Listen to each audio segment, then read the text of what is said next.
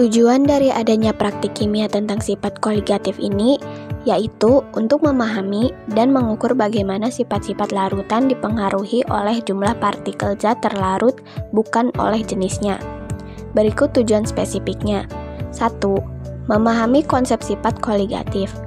2. Mengukur penurunan titik beku dan kenaikan titik didih. 3. Memahami perbedaan antara zat terlarut non-elektrolit dan elektrolit dalam mempengaruhi sifat koligatif larutan. 4. Memahami bagaimana etilen glikol mencegah pembekuan dan mengurangi titik didih cairan pendingin, sehingga menjaga mesin tetap pada suhu operasi yang optimal. Sifat koligatif larutan. Sifat koligatif larutan adalah sifat larutan yang tidak bergantung kepada jenis zat terlarut, tetapi hanya bergantung kepada konsentrasi partikel zat terlarutnya. Sifat koligatif larutan terdiri atas dua jenis, yaitu sifat koligatif larutan elektrolit dan sifat koligatif larutan non-elektrolit. Pemberian cairan etilen glikol pada radiator mobil termasuk dalam sifat koligatif non-elektrolit karena etilen glikol tidak terionisasi dalam larutan. Sifat koligatif seperti penurunan titik beku dan kenaikan titik didih bergantung pada jumlah partikel zat terlarut dalam pelarut, bukan pada sifat spesifik partikel tersebut. Etilen glikol.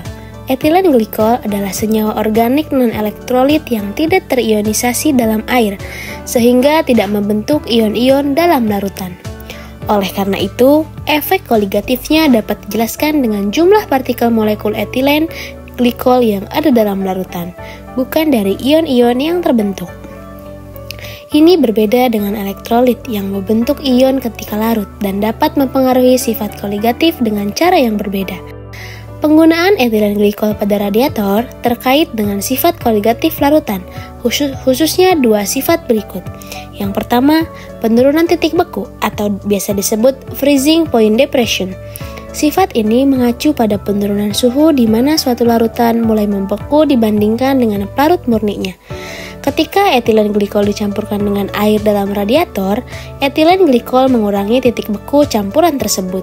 Ini terjadi karena etilen glikol mengganggu struktur kristal es yang terbentuk, sehingga campuran tetap cair pada suhu yang lebih rendah dari titik beku air murni. 2. Kenaikan titik didih atau boiling point elevation. Sifat ini merujuk pada peningkatan suhu di mana larutan mulai mendidih dibandingkan dengan pelarut murninya.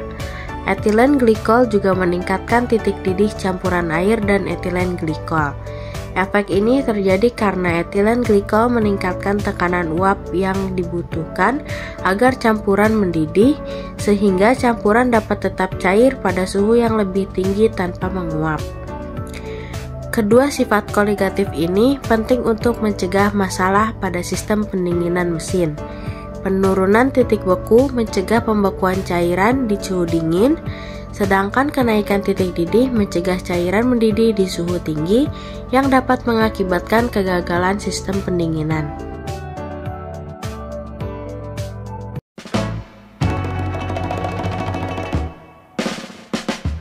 Dua botol, air radiator, dan air putih.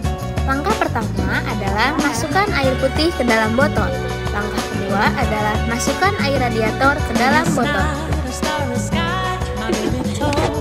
Masukkan kedua botol ke dalam kulkas, lalu 2 jam kemudian keluarkan botol dari kulkas. Setelah itu, lihatlah perbandingannya mana yang lebih membeku antara air radiator dan air biasa.